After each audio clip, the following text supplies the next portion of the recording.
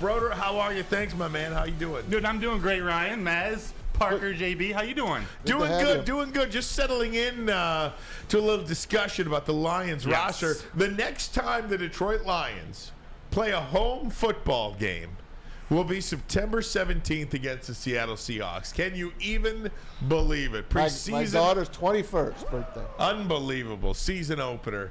The preseason home games now out of the way. One more on the road at Carolina on Friday night. Just before we get into this, Matt, about specific position battles, just your overall take of preseason game number 2 is what?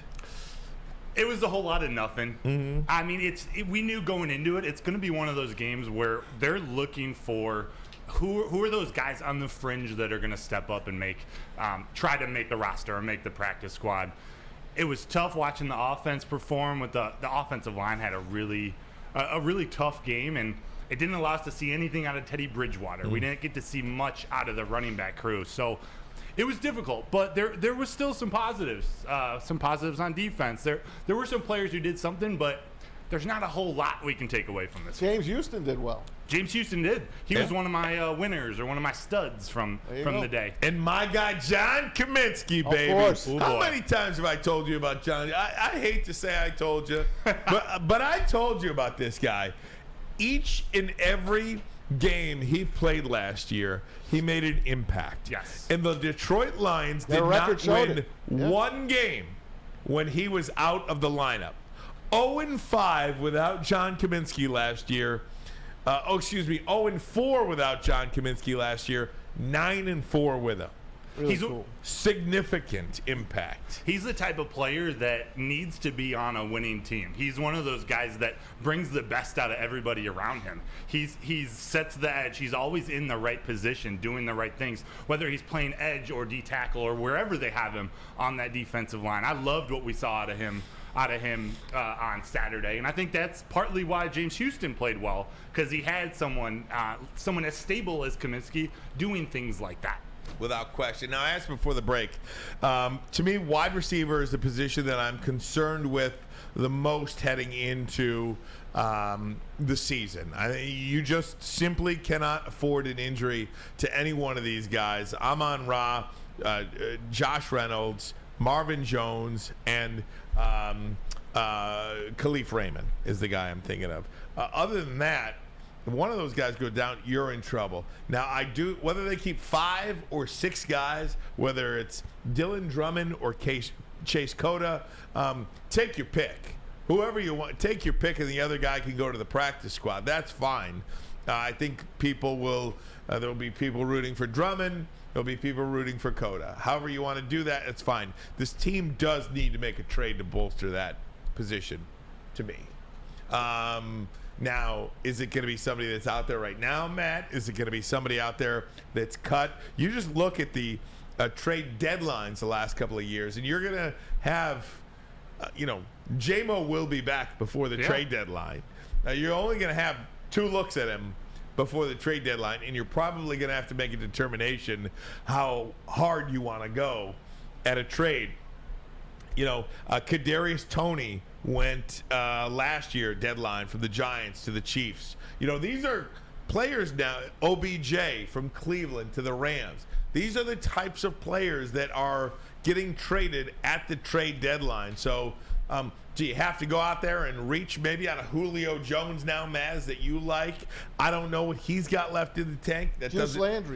Juice Landry. Does he have anything left? If he did have anything left, would a team be on him already? Or do you just have to wait to see if the Rams are 2-7 at the time the trade deadline hits, and maybe you can go make a deal for Cooper Kupp or somebody like that. Maybe the Cleveland Browns suck, and you can go get Amari Cooper or Donovan Peoples-Jones or something like that. I'm just concerned with this position overall. Yeah, we didn't really get to see one of those fringe wide receivers step up, and I'm talking Chase Cota, Antoine Green, and Dylan Drummond in this second preseason game. I think they combined for about 5 catches apiece.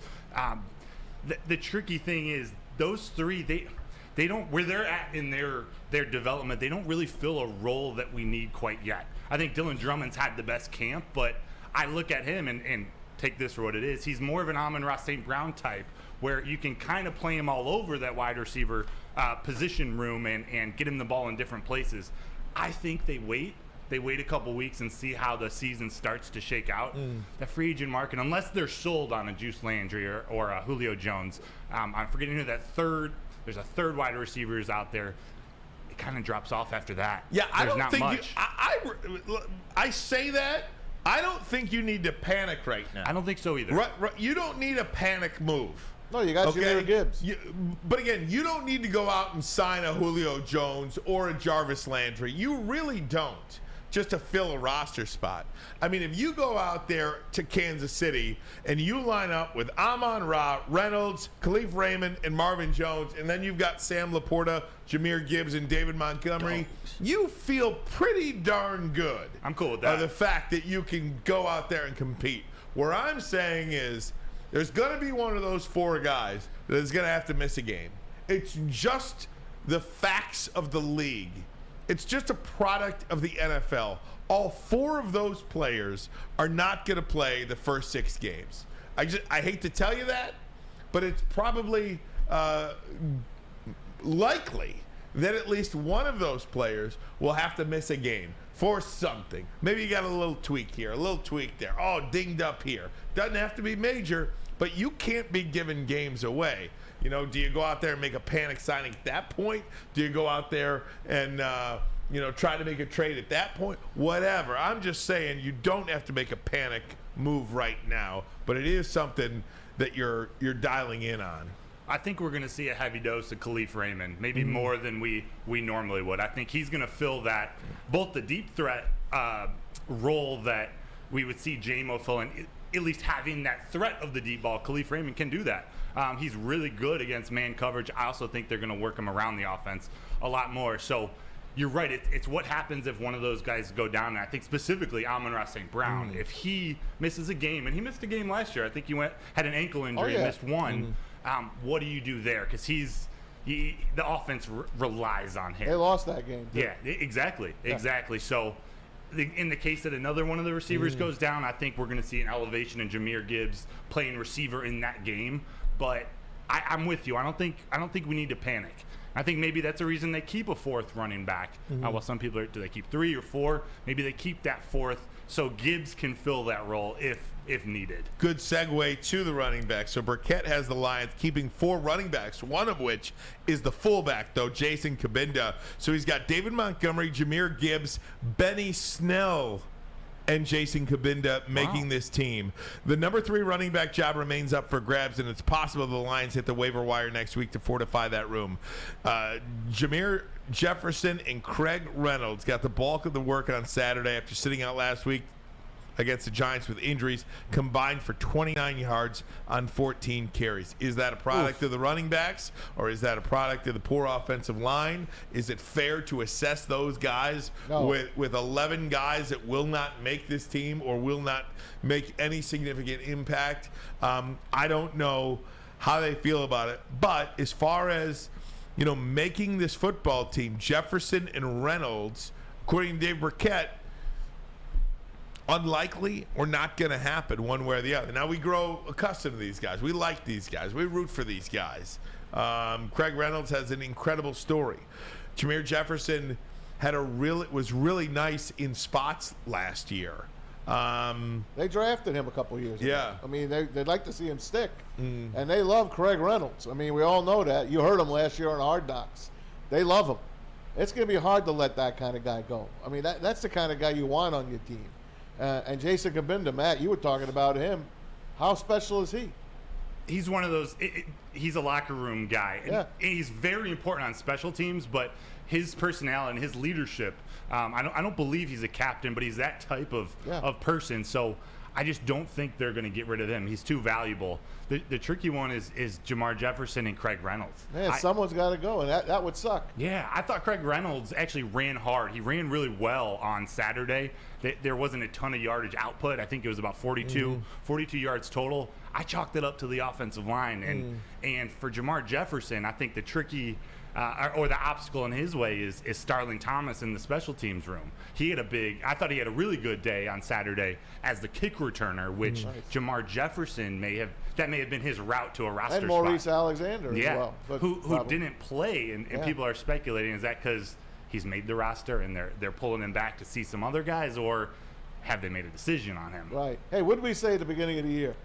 This is the first time a Lions team is going to cut players that are going to go play elsewhere. You expect that. So when I say how bad I feel that you can't keep these guys, all it means is you got a good team. Right. Back in the day, if you got cut by Lions, your career's over. Exactly. Right. Maybe you can come back next year and have another run at it. Just like a coach. A coach leaves the Lions, they got no chance. Not anymore. You know, the Lions, acquired Benny Snell last week and or signed him off from Pittsburgh. Yeah. However they got him, and he's a special teams player. You know, how many times do you hear a coach or a general manager say, if you're a backup player, you make this team through special teams? And I don't know what Reynolds or Jefferson are doing at the special teams situation, but Benny Snell's a standout player, core special teams player for 4 seasons for the Pittsburgh Steelers. So maybe that's how you get to be the 3rd running back or the 4th running back, just winning those jobs through special teams.